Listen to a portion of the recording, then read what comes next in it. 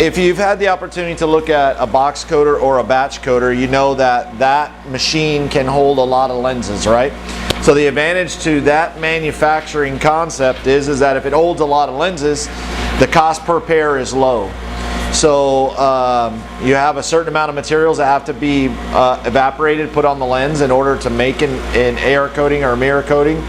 So if you hold those the same or relatively the same and you put more lenses in, then you lower your cost per pair.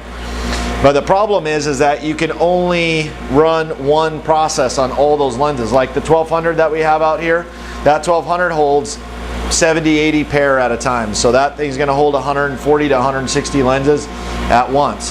But you can only run one process, so that limits you to what you can do as far as your market potential, as far as your earning potential. So if you were going to do a lot of the exact same thing, that sort of technology is very beneficial for you.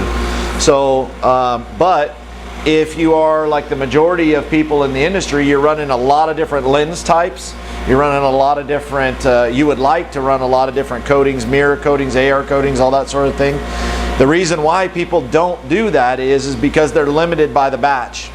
So if you have a batch size, you have to fill that machine in order for it to be cost effective. Otherwise, your cost per pair goes up, and then it's not cost effective to run it anymore, right? So what they have to do is they have to choose, typically they choose a coating or a brand type, and then they marry themselves to that product, and then they grow it until they can get a run or 2 runs or 3 runs, and then maybe then they'll add another coating type, and then they'll work that until they can get 2 or 3 runs. And most people never make it past there. So you may offer 2 coatings, at the most maybe 3 coatings, but that really precludes most people from being able to do mirror coatings and do all these other things, right? So what's the answer to that?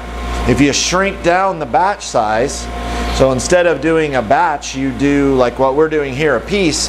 Now you can open yourself up to run any coating that's possible.